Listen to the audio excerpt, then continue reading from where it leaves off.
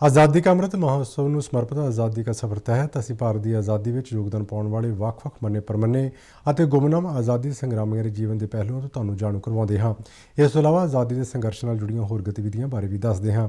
ਅੱਜ ਦੀ ਕੜੀ ਵਿੱਚ ਅਸੀਂ ਤੁਹਾਨੂੰ ਖੁਦੀਰਾਮ ਬੋਸ ਅਤੇ ਪ੍ਰਫੁੱਲ ਚੱਕੀ, ਵਰਦਾ ਦੇ ਸੇਵਾਗ੍ਰਾਮ ਅਤੇ ਗੋਪਾਲ ਸਿੰਘ ਬਾਰੇ ਜਾਣਕਾਰੀ ਦੇ ਰਹੇ ਹਾਂ।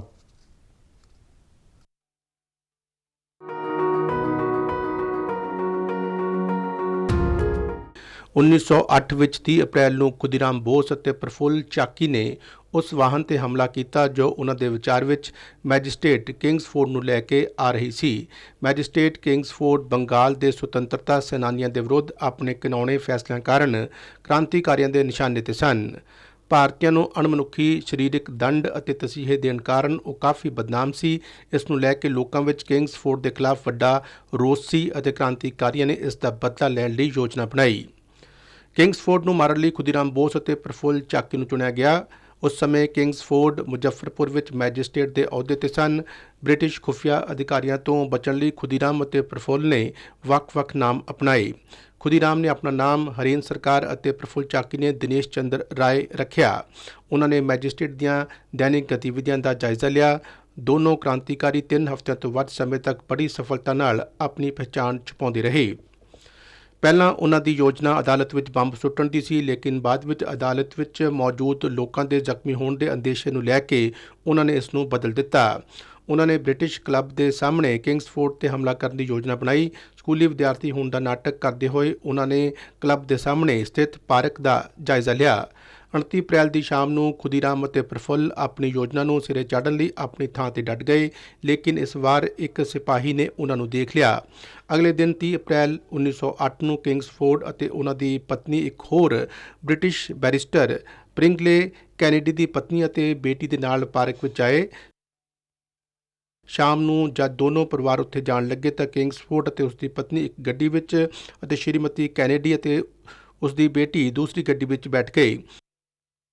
ਦੋਨੋਂ ਗੱਡੀਆਂ ਬਿਲਕੁਲ ਇੱਕੋ ਜਿਹੀਆਂ ਸਨ। ਜਿਉਂ ਹੀ ਗੱਡੀਆਂ ਯੂਰਪੀਅਨ ਕਲੱਬ ਦੇ ਸਾਹਮਣੇ ਪੁੱਜੀਆਂ, ਖੁਦੀਰਾਮ ਅਤੇ ਪ੍ਰਫੁੱਲ ਚਾਕੀ ਦੌੜਦੇ ਆਏ ਤੇ ਗੱਡੀ ਤੇ ਬੰਬ ਸੁੱਟ ਦਿੱਤਾ। ਗੱਡੀ ਨਸ਼ਟ ਹੋ ਗਈ ਅਤੇ ਕੈਨੇਡੀ ਪਰਿਵਾਰ ਨੂੰ ਗੰਭੀਰ ਚੋਟਾਂ ਆਈਆਂ। ਮੈਜਿਸਟ੍ਰੇਟ ਕਿੰਗਸਫੋਰਡ ਕਿਸਮਤ ਵਾਲਾ ਨਿਕਲਿਆ ਅਤੇ ਬੰਬ ਹਮਲੇ ਤੋਂ ਬਚ ਗਿਆ। ਖੁਦੀਰਾਮ ਤੇ ਪ੍ਰਫੁੱਲ ਚਾਕੀ ਫੜੇ ਜਾਣ ਤੋਂ ਬਚਣ ਲਈ ਉੱਥੋਂ ਦੌੜ ਗਏ। ਪੁਲਿਸ ਨੇ ਖੁਦੀਰਾਮ ਨੂੰ ਸਮਸਤੀਪੁਰ ਜ਼ਿਲ੍ਹੇ ਦੇ ਵੈਨੀ ਰੇਲਵੇ ਸਟੇਸ਼ਨ ਤੋਂ ਗ੍ਰਿਫਤਾਰ ਕਰ ਲਿਆ, ਲੇਕਿਨ ਪ੍ਰਫੁੱਲ ਚਾਕੀ ਨੇ ਪੁਲਿਸ ਵੱਲੋਂ ਫੜੇ ਜਾਣ ਤੋਂ ਪਹਿਲਾਂ ਹੀ ਆਪਣੇ ਆਪ ਨੂੰ ਗੋਲੀ ਮਾਰ ਕੇ ਪਰਮਾਤਮਾ ਨੂੰ ਸਮਰਪਣ ਕਰ ਦਿੱਤਾ।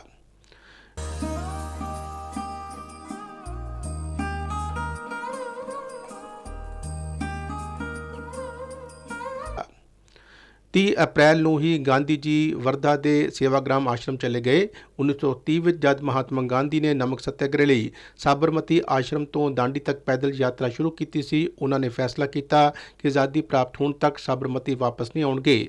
ਉਸ ਸਮੇਂ ਤੱਕ ਆਜ਼ਾਦੀ ਨਹੀਂ ਮਿਲੀ ਸੀ ਤੇ ਗਾਂਧੀ ਜੀ 2 ਸਾਲ ਤੋਂ ਵੀ ਵੱਧ ਸਮੇਂ ਤੱਕ ਜੇਲ੍ਹ ਵਿੱਚ ਰਹੇ ਸਨ। ਉਹਨਾਂ ਨੇ ਮੱਧ ਭਾਰਤ ਦੇ ਇੱਕ ਪਿੰਡ ਨੂੰ ਆਪਣਾ ਮੁੱਖ ਦਫ਼ਤਰ ਬਣਾਉਣ ਦਾ ਫੈਸਲਾ ਕੀਤਾ।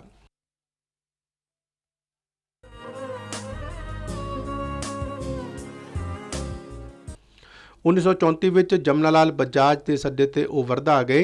30 ਅਪ੍ਰੈਲ 1936 ਨੂੰ ਉੱਥੋਂ ਦੇ ਛੇਵਗਾਂਵ ਵਿੱਚ ਉਹਨਾਂ ਨੇ ਆਪਣੀ ਰਿਹਾਇਸ਼ ਰੱਖੀ। ਉਸ ਖੇਤਰ ਵਿੱਚ ਛੇਗਾਂਵ ਨਾਂ ਦਾ ਇੱਕ ਹੋਰ ਪਿੰਡ ਵੀ ਸੀ ਜੋ ਸੰਤ ਗਜਾਨਨ ਮਹਾਰਾਜ ਦੇ ਨਿਵਾਸ ਦੇ ਕਾਰਨ ਪ੍ਰਸਿੱਧ ਸੀ।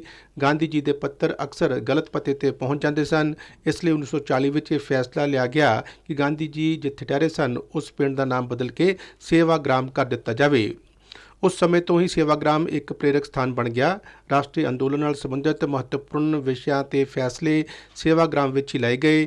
ਇਹ ਸਾਡੇ ਦੇਸ਼ ਵਿਚਲੀਆਂ ਸ਼ਕਤੀਆਂ ਨੂੰ ਉਜਾਗਰ ਕਰਨ ਲਈ ਗਾਂਧੀ ਜੀ ਦੁਆਰਾ ਆਰੰਭ ਰਾਸ਼ਟਰ ਨਿਰਮਾਣ ਗਤੀਵਿਧੀਆਂ ਦਾ ਕੇਂਦਰੀ ਸਥਾਨ ਬਣ ਗਿਆ।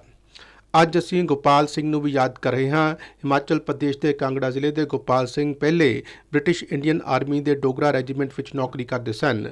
ਬ੍ਰਿਟਿਸ਼ ਸ਼ਾਸਨ ਦੀ ਨੌਕਰੀ ਛੱਡ ਆਪਣੀ ਇੱਛਾ ਨਾਲ Gopal Singh Indian national army ਵਿੱਚ ਸ਼ਾਮਲ ਹੋ ਗਏ ਅਤੇ ਇਨਫੈਂਟਰੀ ਗਰੁੱਪ ਵਿੱਚ ਕੰਮ ਕਰਨ ਲੱਗ ਪਏ।